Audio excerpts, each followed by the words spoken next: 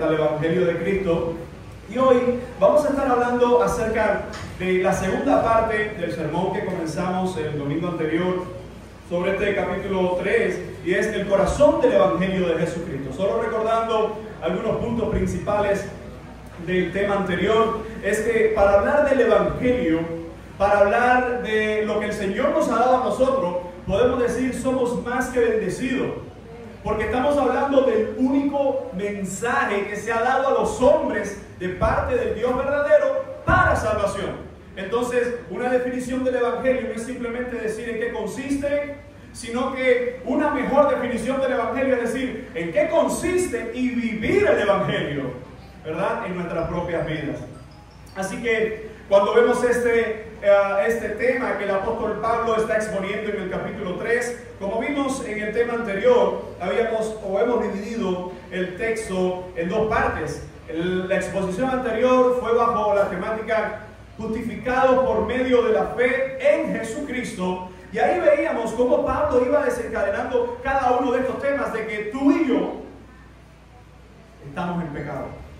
Tú y yo estamos esclavos del pecado. No hay hombre que por sí mismo pueda liberarse del pecado. Por cuanto todos pecaron, dice, están siendo privados, están siendo separados, están siendo destituidos de la gloria de Dios, es decir, de la comunión con Jesucristo y de la salvación que Él nos puede dar, y experimentamos en esta vida y lo viviremos, ¿verdad?, por la eternidad. Así que después de haber expuesto la primera parte, el apóstol, una vez ha desarrollado estos puntos de cómo la ley no viene a ser un enemigo del Evangelio, sino viene a ser un camino para que venga Cristo y nos exponga el Evangelio. Aunque algunos en la iglesia de los romanos habían tomado y tergiversado algunos puntos principales, entonces Pablo ha expuesto su tesis, y es que el Evangelio es el mensaje de salvación para la humanidad.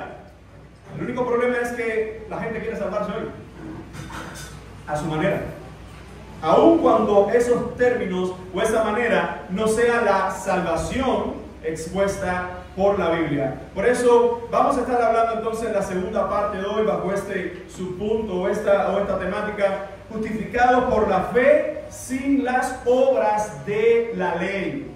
Y cuando vemos estos versos, vamos a ver en primer lugar cómo el hombre es justificado por la fe y no por la ley. Miren el verso 17, si lo pueden 27, perdón, si lo pueden leer ahí conmigo. Pablo comienza esta sección con una pregunta. Él dice, ¿dónde está la jactancia? La pregunta es, ¿qué jactancia? ¿Cuál es la jactancia que Pablo ha expuesto o ha manifestado que tienen algunos dentro de la iglesia, que tienen algunos dentro de los mismos romanos? ¿Cuál es esa jactancia? Bueno, que algunos estaban pensando que por las obras podían acercarse a Dios. Miren, eso es una idea continua en el corazón de los hombres.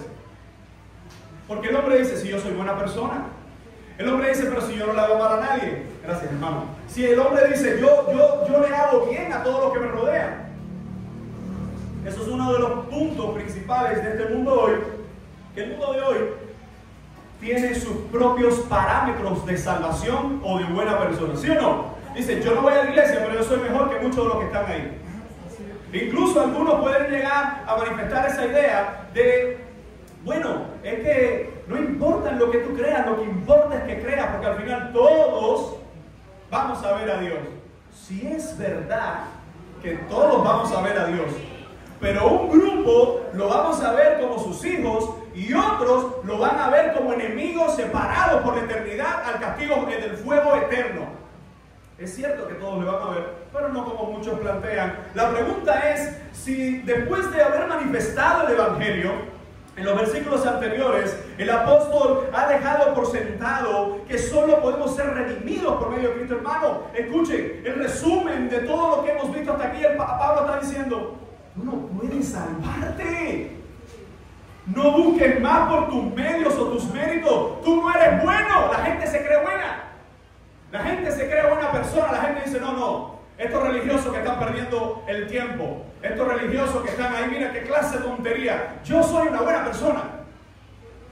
Y otros que son más osados o más frescos llegan a decir, no, no hay ningún Dios, eso es perder el tiempo. Hermano, ¿ha pensado usted por un momento, solo imaginarse lo que es una eternidad en el fuego eterno sin Cristo? No podemos entender eso a cabalidad. El mundo lo entiende menos, porque si el mundo lo entendiera, corrieran a los pies de Jesucristo. Pero muertos en sus delitos y pecados, nos vamos a dar cuenta que la exposición de Pablo ahora pasa a un segundo argumento donde dice, ¿dónde está la jactancia? Es decir, ¿dónde está esa arrogancia o ese falso sentimiento de seguridad que el hombre puede tener? Hay mucha gente que se cree buena. Vamos a ponerlo desde otra perspectiva. Hay gente que se cree que su problema es el más grande del mundo.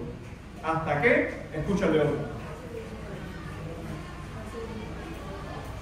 Pero hay mucha gente que se cree mejor que otras personas hasta que ponen los ojos en Cristo.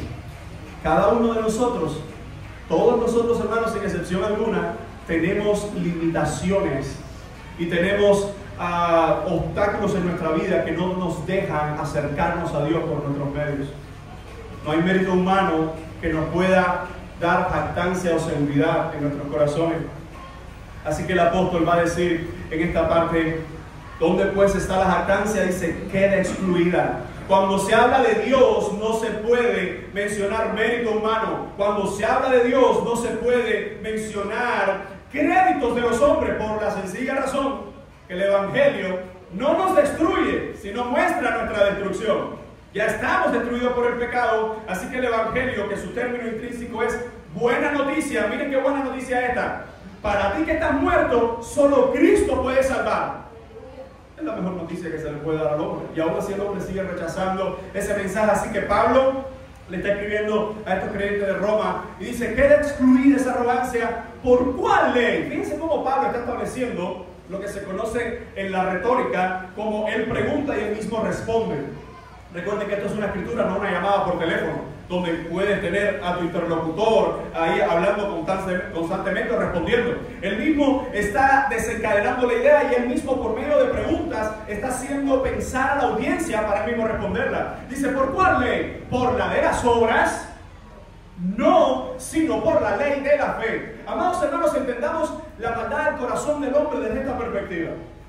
¿Cuál es, y lo estuvimos exponiendo en el sermón anterior, cuál es el propósito de la ley de Moisés? ¿Cuál es?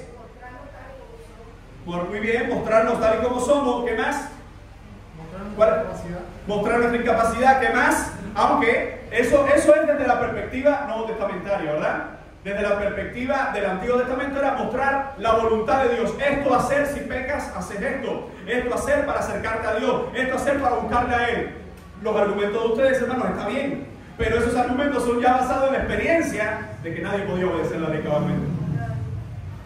Recordemos en una discusión de los apóstoles, hablando de la ley precisamente, del cumplimiento de la ley, de la circuncisión, de Shabbat y todo lo que implicaba la ley. ¿Qué era lo que estaban diciendo? Dice, hermanos, los apóstoles dicen, no pongamos un yugo sobre los demás que nosotros mismos no hemos podido cargar. Y fíjense, hay una línea estrecha donde uno dice, ¿la ley es buena o es mala? Hermanos, la ley es buena. La ley es excelente, pero la ley, al igual que los maestros que educaban a los niños, o los pedagogos, o los ayos, como dice el Nuevo Testamento, la ley tenía un propósito y tenía una temporalidad. Es decir, la ley estaba anunciando, eran sombras que anunciarían a Cristo. Así que Pablo está diciendo, ¿a dónde ha llegado la jactancia? Dice, no hay ninguna. ¿Por qué razón? Porque algunos entre los judíos podían decir, pero es que yo cumplo la ley, mis obras hablan de mí. Déjeme decirle que incluso los propios bautistas están divididos, y digo los bautistas porque la tendencia es a ir a esta parte de la depravación total desde una perspectiva u otra, pero hay muchos que creen, no voy a quitar el término de bautista, creyente, hay muchos que creen que tú puedes obrar cosas para salvarte. Es decir, que yo estoy aquí, pero fue porque yo decidí por el Señor.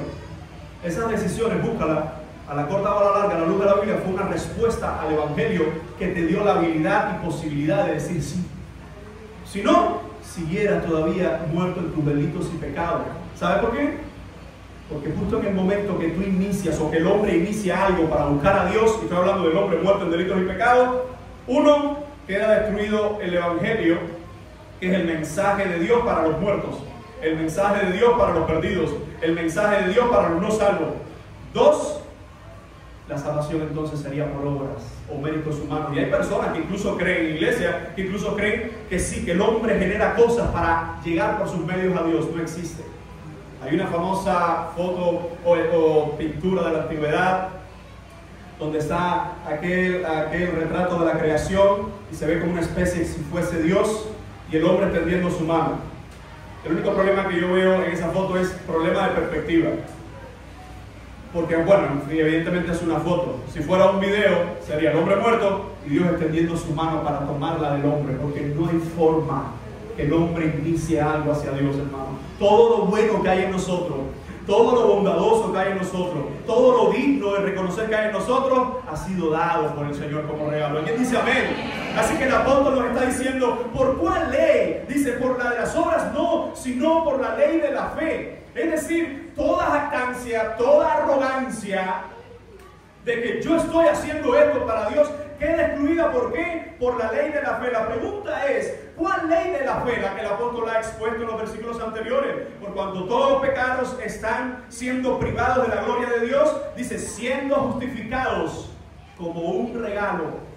Es decir, gratuitamente, por su gracia, mediante la redención que es en Cristo Jesús. Así que miren ahora cómo Pablo en el verso 28 va a dar una conclusión teológica. Todo maestro, cuando está dando su clase, llega a un punto determinado donde da una conclusión, ya sea la conclusión de un punto o la conclusión final, ¿sí o no? Ahora, Pablo en medio de su discurso plantea una discusión porque él sabe que está hablando del centro o el corazón, como hemos titulado estas predicaciones, del mismísimo evangelio. Fíjense cómo él dice, concluimos pues. Mis amados hermanos, cuando buscamos esta palabra, concluimos en griego es logizometa, y el término, algunos lo han traducido, ahí estoy hablando, algunos eruditos lo han traducido como sostenemos, afirmamos, consideramos, y la idea es que hay convicción en lo que se va a decir. No como nosotros que estamos acostumbrados a ver gente por la televisión que usted no le cree nada a lo que está diciendo, ni ellos mismos se lo creen. Gente que está hablando cosas y uno dice, es que se ve en su cara que ni ellos mismos se lo creen. Y lo triste del caso, cuando tú ves que algunos se lo creen, como tú sabes que es mentira, tú dices, qué bien imita. ¿Sí o no? Qué bien. Oye, pero bueno, son unos artistas. Así, no, sí, no sé qué, usted sabe, y vamos ahora y esto. Eso no se lo cree nadie, pero son artistas. Esa no es la convicción que tiene el apóstol. ¿Por qué razón? Porque esto es una palabra que el Espíritu Santo le está revelando. Esto sí es revelación del cielo. Así que Pablo, después de poner el tema más importante para la humanidad, ¿cuál es el tema más importante para la humanidad? Que el hombre puede ser una mejor persona, ¿no es verdad?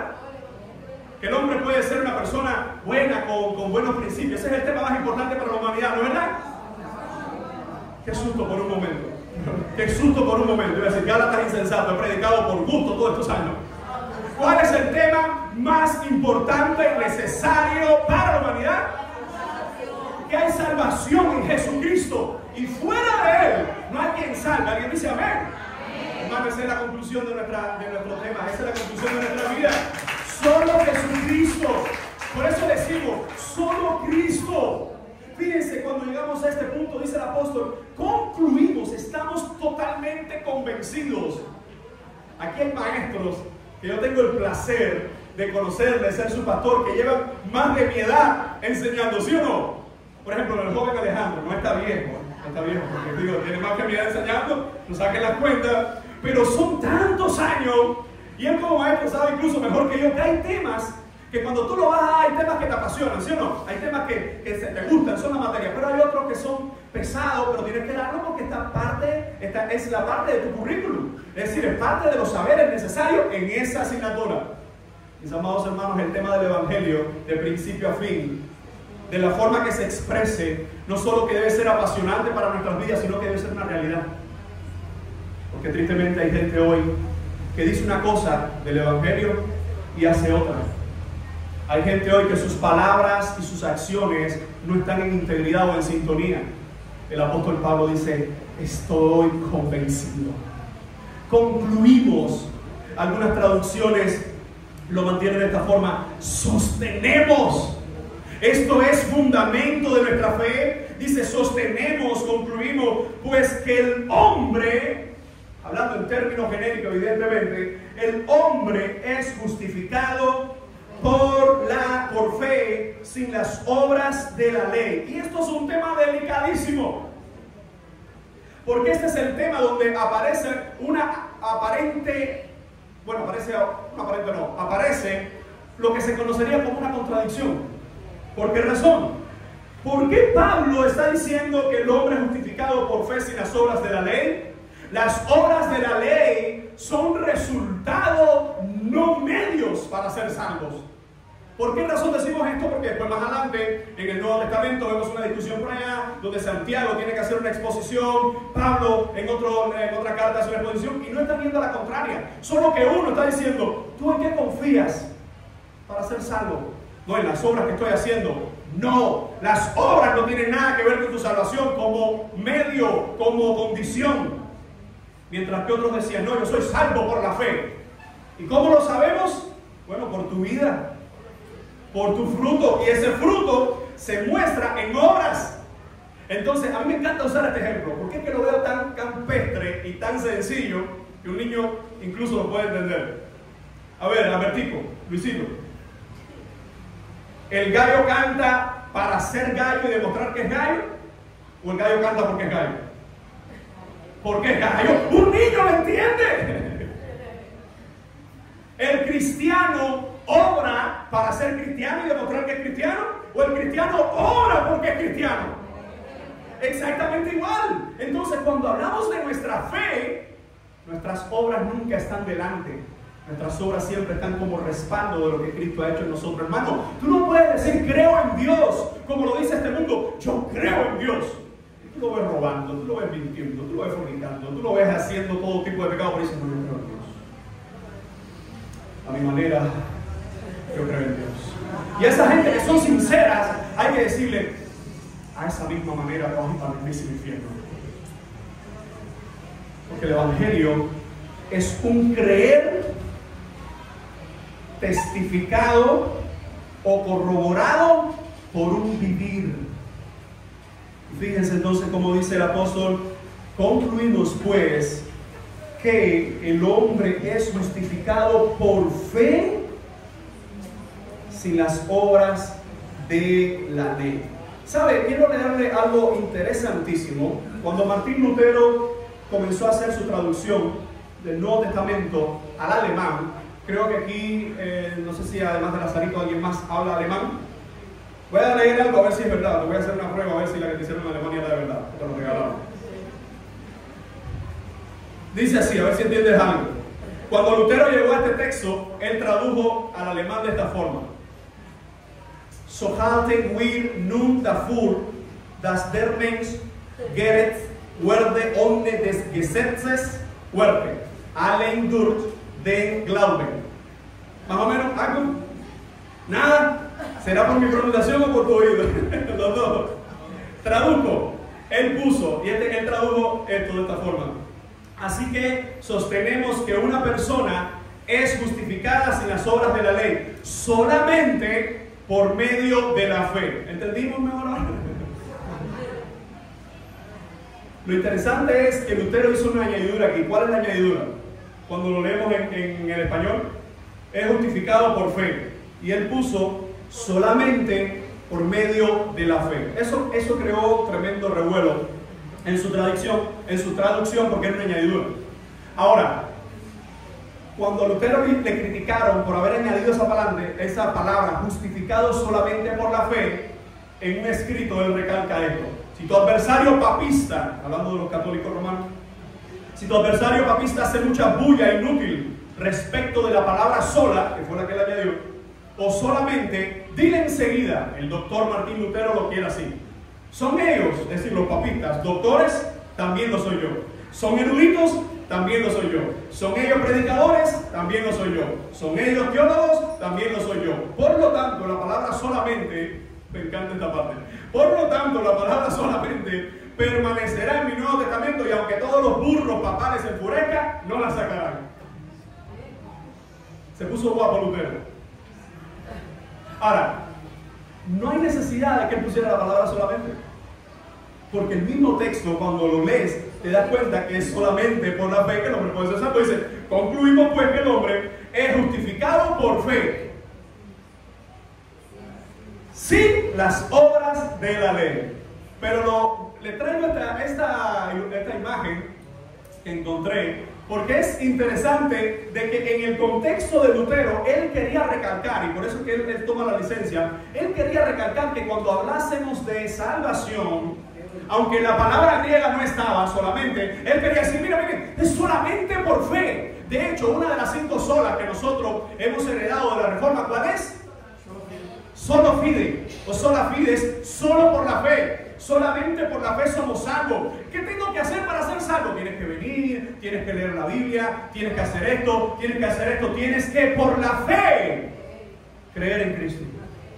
¿Cómo lo hago? Él da fe para que creas, arrepiéntete de tus pecados. Pero el hombre se ha encargado de volver la religión,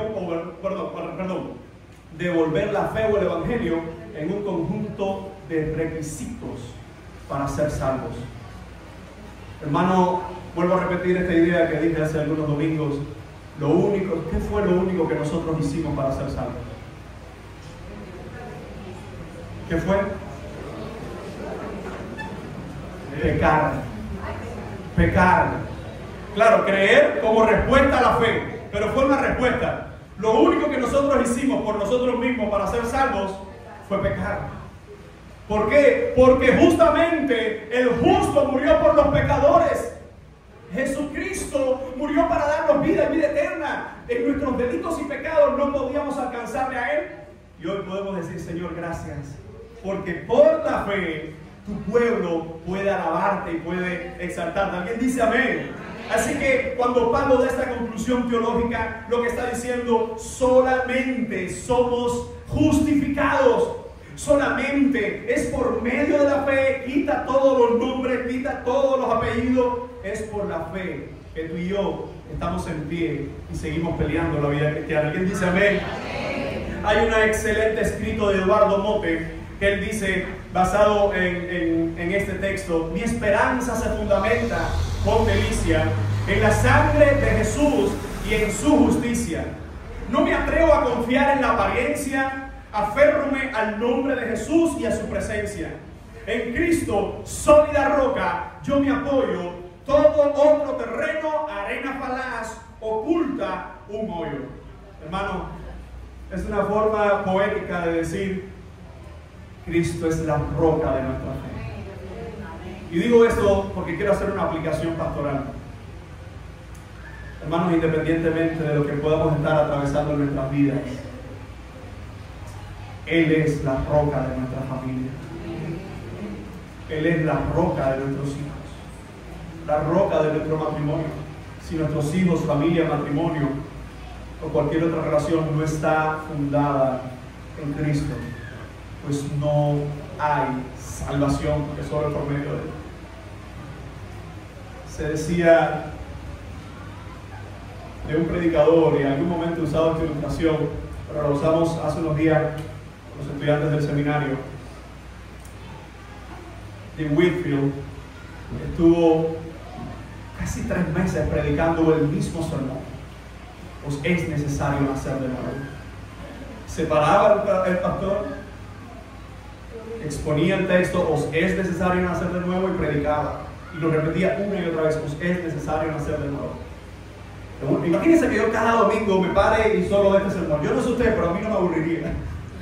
Porque esto es yo no sé usted cómo lo ve. Nosotros ayer tuvimos un evento glorioso, fue de mucha bendición, donde estaban reunidas muchas iglesias, pero este es el que más anhelo yo, estar en mi iglesia local, en este pedacito, con esta calor horrible, pero aquí en este pedacito de la iglesia local, porque este es el plan de Dios para que la iglesia extienda el reino de Dios a través de iglesias locales, independientemente de los ministerios y la congregación, y reunirnos con otros hermanos. Pero yo, pensando en estos pasajes, yo decía, bueno, estamos en Romanos, pero es que es un tema que es constante, que a veces, vamos a ver ahora, el domingo que viene, que empezamos a hablar de Abraham, pero es lo mismo. Y por la fe, no es por las obras, es por la fe. Y Abraham, y no es por las obras, yo es por la fe. Pero yo al menos no me canso. ¿Saben que cuando le dijeron a Whitfield en una ocasión, parece que alguno de esos miembros se le acercó y le dijo, pastor, lleva más de 3 meses predicando el mismo texto, ¿es necesario nacer de nuevo? ¿Qué pasa? ¿Por qué lo hace? Y él dijo, porque os es necesario nacer de nuevo. Amados hermanos, el evangelio se ha perdido de muchos púlpitos. El evangelio hoy, y quizás usted no sale mucho por ahí, como los jóvenes a veces que visitan iglesias, hermanos, qué sé yo, pero hay muchos púlpitos que están entreteniendo a la gente. Hay muchos púlpitos que han convertido el tiempo de la exposición en una charla motivacional. ¿Y por qué no se quejan?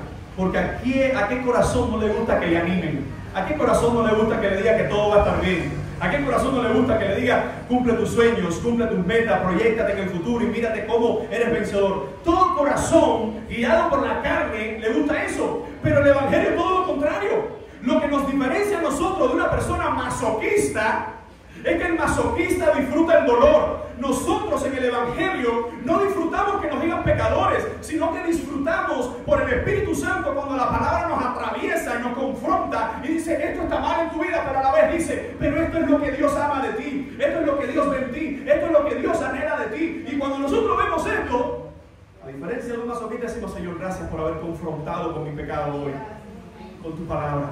Eso no es masoquismo. Eso es un hijo de Dios respondiendo fielmente por medio del Espíritu Santo a la palabra del mismo Dios que nos ha mostrado esa verdad. Así que después de ver esto, fíjense ahora cómo los versos 29 al 31 nos van a decir que el judío y el gentil, vuelve Pablo a añadir otra idea, el judío y el gentil es justificado por fe. Dice el verso 29, ¿es Dios solamente Dios de los judíos? Yo quiero hacer una pregunta. ¿Cuándo el pueblo judío comienza como tal a existir como judío? ¿Quién es el primero? Según el Génesis, que de hecho no se llamaba judío, se llamaba hebreo. ¿Quién es el primero en mencionar hebreo? Abraham. Dice Abraham y aparece por primera vez el hebreo. ¿Qué era Abraham? Ur de los caldeos, un gentil. Es decir, no existía la definición si era judío o gentil, es decir, era un gentil. Era un pagano, era de una tribu pagana. De ahí el Señor le llama, de ahí el Señor le trae. ¿Y cuál es la promesa? En ti, una simiente, bendecirá todas las simientes, todas las naciones. Jesucristo. El periodo de los judíos es un periodo hermoso donde Dios mantiene esa promesa para que venga Jesucristo. Viene Jesucristo y empezamos a ver en el libro de los Hechos hacia adelante con las cartas de los apóstoles que ahora la iglesia no ha sustituido a los judíos, sino que el Señor de ambos pueblos ha hecho uno. Por eso a veces decimos, Señor, pedimos por la paz de Jerusalén. Claro que pedimos por la paz de Jerusalén, pero hay que pedir por la paz de Jerusalén, por la paz de Cuba, por la paz de Estados Unidos, por la de Washington, por la paz de Corea del Norte, porque pedimos por la paz de todas las naciones, que la única forma de que ellos conozcan la paz es por medio de Jesucristo. Porque no, Señor, que se acabe la guerra, sí, pero que esa guerra se acabe por medio de Jesucristo, porque no va a ser por guerra, pero se van a seguir perdiendo sus pecados con otro tipo de manifestación pecaminosa. Así que cuando Pablo está diciendo, ¿es Dios solamente Dios de los judíos? Esto es una pregunta extremadamente peligrosa.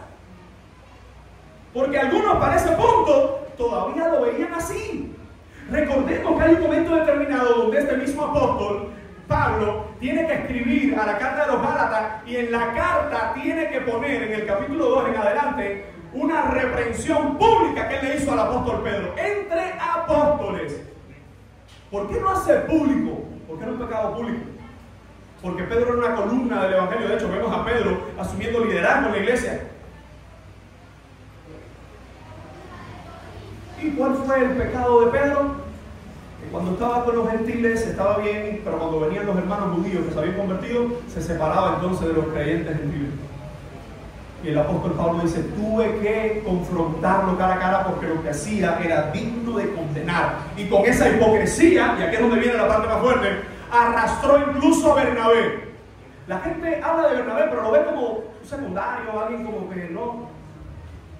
Bernabé aparece cuando la iglesia, el libro de los Hechos al inicio, es uno de los que se menciona, que trae toda su riqueza y la pone a los pies de los apóstoles. es el que se menciona que toma a Pablo y se lo presenta a los apóstoles. Es el que llama a Pablo, después que Pablo está todos esos años después de haber subido la primera ocasión a Jerusalén. Pablo pasa alrededor de unos 11, 12 años, está ahí en anonimato, parece que es predicando por Tarso. Búsquenlo en la Biblia, porque a veces vemos a Pablo y pensamos que Pablo se convirtió hoy, al otro día ya estaba evangelizando y llevando todos los viajes misioneros, negativo por esa vía. En Gálatas dice que cuando se convierte, dice que él estuvo 3 años primero en el desierto de Arabia. Después viene a Jerusalén y regresa. Dice que 14 años después vuelve a Jerusalén, las 2 veces. Vamos a ver que Bernabé estaba con él y Bernabé era el que estaba buscando. Es decir, que Bernabé era un líder, de esos líderes que amaba ver cómo los hombres de Dios se ponían en sus manos, aun cuando él no fuera el principal orador. Yo conozco gente que si ellos no son los oradores de las conferencias o los predicadores, ellos no participarán. Si ellos no son los que hacen las cosas, ellos no lo harán. Hermanos, que si ellos no son los que tienen el devocional, no lo harán. Si ellos no son los que están frente a un ministerio, no participarán en nada. Eso es hipocresía y pecado. Porque yo me gozo cuando veo a mis hermanos sirviendo en la iglesia del Señor. Yo me gozo cuando veo a mis hermanos tocando los instrumentos, aunque no lo haga yo. Porque esto no es un equipo donde yo soy la estrella, el otro es el suplente, el otro no, es la iglesia. Así que fíjense cómo el apóstol dice, Dios solamente, Dios de los judíos, no es también, y miren, sigue la pregunta, ¿no es también Dios de los gentiles? Había evidentemente una separación cultural entre unos y otros, y Pablo, miren cómo responde, ciertamente también de los gentiles. Pero es que los judíos, ¿cómo veían, si ustedes recuerdan el Nuevo Testamento, cómo podían ver los gentiles, cómo los gentiles podían ver a los judíos? ¿De qué forma? Si usted recuerda, ¿de qué forma un judío veía a un gentil? Hay un calificativo que incluso Jesús lo usa en alguna de sus parábolas para referirse a lo que comúnmente se mencionaba cuando se hablaba de los gentiles. ¿Nadie recuerda con qué? Les voy a ayudar. ¿Con qué animal se comparaba? Perros. Eso está fuerte, hermano. Porque incluso hoy, nosotros como nuevo testamentario evangélico, no podemos decirle a los impíos que esos son unos perros. Y eso era lo que manejaban en el primer siglo. A ver, porque si algunos me están mirando, Jesús llamando perro a la gente, él está simplemente usando la terminología que se usaba entre los judíos. No es bueno tomar el pan de la mesa de los hijos y echárselo a los perrillos. Dice aquella mujer que era gentil, pero aún los perrillos se alimentan de lo que cae al suelo. No he visto fe como esta. Porque es una mujer que entiende que los portadores de la promesa y de la ley son los judíos. Pero cuando llegamos al libro de los Salmos nos damos cuenta que todo lo que el Señor le dio a su pueblo y todos los milagros y las obras que el Señor hizo con los judíos, ¿para qué era? Número 1, para que ellos reconocieran a Dios. Número 2, para que las naciones alrededor de esta nación reconocieran que hay un Dios sobre toda la tierra y es digno de ser alabado. Ahí entonces entendemos el propósito del Señor al tomar a Israel o al tomar a los judíos, que el evangelio llegara a todos. Y vino Cristo y ahora vemos gentiles y judíos. Ya no son hijos y perros, ahora son pecadores perdonados por medio de Jesucristo.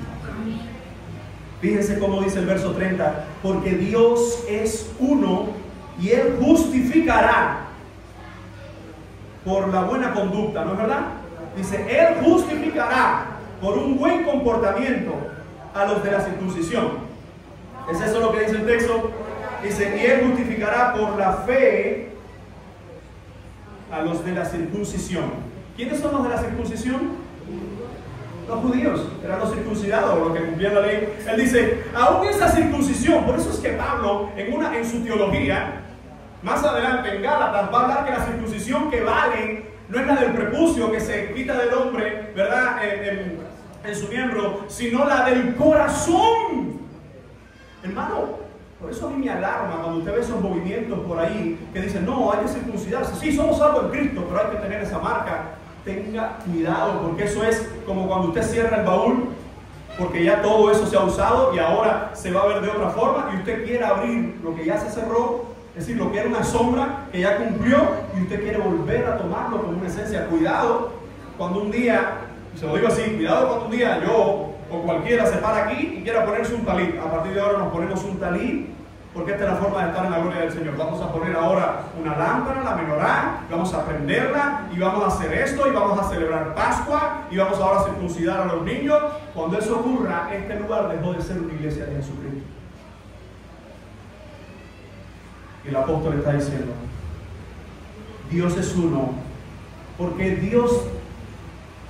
apóstol dice Dios es uno? Porque algunos parece ser que estaban pensando que Dios era de una forma con los judíos y de otra forma con los gentiles. Yo escuché esta barbaridad hace algunos años en este lugar. No, pastor, los judíos van a ser salvos porque Dios ha tenido un plan especial con ellos. Yo le dije, mira, si los judíos, no judíos, quien sea, tienen otro medio que no sea Cristo, salvos no son. Porque la única forma de ser salvo, dice la palabra, no yo, es por medio de Jesucristo. Quizás alguien dice, pero en el Antiguo Testamento, incluso en el Antiguo Testamento, Hebreos, cuando está hablando de esos héroes de la fe, dice que todos ellos se quedaron mirando de lejos, pero cuando ellos sacrificaban cordero, cuando ellos vivían por la fe, cuando ellos ponían su fe en el Creador, al final lo estaban haciendo en los medios que ellos entendían como Cristo. Aquel cordero era una representación de Cristo. Por eso, algo que enseñamos a los estudiantes desde su primer año, yo creo que debe ser de todo discipulado, cuando nosotros hablamos de salvación, vemos la cruz en el centro, vemos el Nuevo Testamento, ¿verdad? Hacia este lado, pero el Antiguo Testamento, donde Cristo no había muerto en la cruz, cuando Él muere en la cruz, muere para los que están viviendo en ese momento, muere para los que vengan, y ahí entramos nosotros, pero murió también por aquellos que se quedaron con todas esas sombras, con los corderos sacrificados, creyendo por justicia, mirando hacia el futuro en la cruz. Hermano, todo se trata de la cruz de Cristo. Y cuando hablo de cruz, por favor entiendan que este ejemplo es metafórico de Pablo, no es mío. A ningún creyente se le puede ocurrir hablar de los palos. Mi fe está puesta en el palo. No, es en la cruz, porque la cruz es un recurso metafórico de Cristo. Siempre que se hable de cruz en el Nuevo Testamento, se está hablando de Jesucristo. Es un recurso metafórico porque algunos dicen, no, que la cruz, escuchen, recordemos, durante la Edad Media, después de la cruzada, muchas tribus y muchos que se empezaron a convertir en el Evangelio empezaron a pelear férreamente contra la cruz. ¿Por qué? Contra el símbolo. ¿Por qué? ¿Por qué? ¿Cuál era la señal que traían los cruzadistas? Arrancando cabeza a tribus enteras. ¿Cuál era la señal que traían? En sus escudos, una cruz.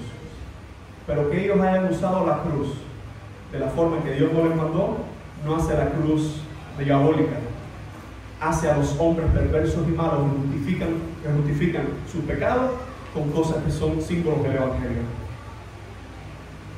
Cuando yo escucho esa canción, yo siempre amaré esa cruz, en mi mente nunca estoy viendo el palo, estoy viendo a Cristo. Por eso que incluso hay veces que hay que aclarar, recuerden, hermano, que no es el palo lo que está diciendo la canción, es el recurso metafórico detrás del palo, es decir, detrás de aquel árbol, porque a veces pensamos que era una cruz así finita, bien elaboradita. No pensemos que los romanos iban a perfeccionar y poner bonito. Miles de crucifixiones que se hacen en una semana, a veces en un día, a veces en un mes, no llevaría esas cruz bonitas de esa forma. Pero lo que sí sabemos que tenía esta postura. Pero lo que Pablo está hablando de la cruz, él dice, ¿acaso es el Señor? De hecho, él dice que la cruz era tropezadero. La crucifixión era tropezadero para muchos judíos. ¿Por qué razón? Porque era el símbolo de los romanos para infundir terror. Pero Cristo, cuando pasa por esa cruz, ahora se convierte en símbolo de los cristianos, usado por Pablo. Cuando él habla del poder de la cruz, de por medio de la cruz, de que en la cruz fueron puestos nuestros pecados. Cuando él habla de esas imágenes, él está reconociendo lo que tú y yo deberíamos reconocer cuando se habla de Dios. Dios no es el Dios de un grupito. Él es el Dios de la iglesia. Es el Dios de los creyentes. Es el Dios de aquellos que por la ley, si eran judíos, le han puesto su fe en Cristo. Pero si no son judíos, han puesto su fe en Cristo. Por eso dice, Dios es uno. Él no es uno para estos y uno para otro. Él es uno. Su trato es uno, sus condiciones son únicas. Fe y arrepentimiento. Las condiciones para ser salvo, fe y arrepentimiento. La respuesta que yo doy a su salvación es por fe y arrepentimiento, que son regalos que Él mismo ha puesto en nosotros. dice Pablo, porque Dios es uno y Él justificará por la fe a los de la circuncisión y por medio de la fe a los de la incircuncisión. ¿Qué está diciendo Pablo? Ambos grupos solo serán justificados por medio de la fe. Por eso nosotros podemos decir sola fe. ¿Qué hago para ser salvo? ¿Voy a tu iglesia? No, es por la fe en Cristo que eres salvo. Si quieres venir para reunirte con más salvos, ven, porque no puedes ser salvo tú solo congregándote. Eres salvo por medio de Cristo, pero vienes a la iglesia para seguir creciendo con tus hermanos en Cristo. Fíjense entonces cómo dice el apóstol. Luego, por la fe invalidamos la ley. ¿Qué dice el apóstol Pablo? En ninguna manera, sino que confirmamos la ley. ¿Por qué le está diciendo esto? Porque su trasfondo es judío también.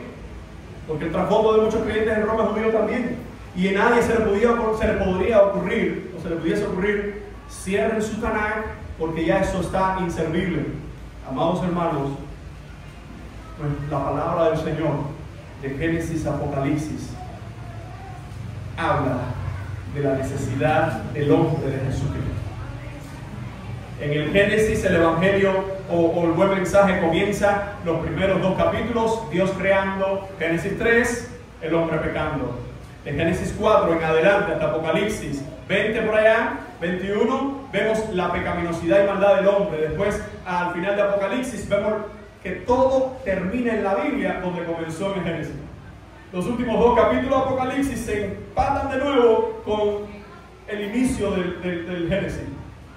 Y en el medio, que es donde estamos nosotros hoy, en un mundo de pecado y en un mundo de perdición, podemos decir lo que dice Pablo: el hombre solamente puede ser justificado por medio de la fe. En ninguna manera, dice Pablo, podemos invalidar la ley, sino que confirmamos. El Evangelio confirma la ley del Señor. El Nuevo Testamento, y yo digo Nuevo y Antiguo Testamento, pero nunca se llamó así en los tiempos de Jesús. El Antiguo Pacto y Nuevo Pacto, que son los términos que usa el autor de Hebreo cuando dice un mejor pacto, se nos ha sido dado, lo que nos está diciendo que es Dios el que justifica nuestras vidas. Por eso podemos concluir: justificados por medio de la fe en Jesucristo. Ese es el corazón del Evangelio de Cristo. Justificado por la fe sin las obras de la ley. Ese es el corazón del Evangelio de Cristo. Si somos salvos hoy, amada iglesia, es por los méritos de Jesucristo. Si tenemos vida eterna hoy, es por los méritos de Jesucristo. Si podemos permanecer firmes hoy, es por los méritos de Jesucristo. Y a ese alabamos y a ese glorificamos. Quiero invitarles a terminar en oración. Señor, te damos gracias por tu palabra, gracias por tu evangelio, gracias por tu salvación. Te amamos y te bendecimos y damos gloria a tu nombre. Y tu iglesia te dice amén.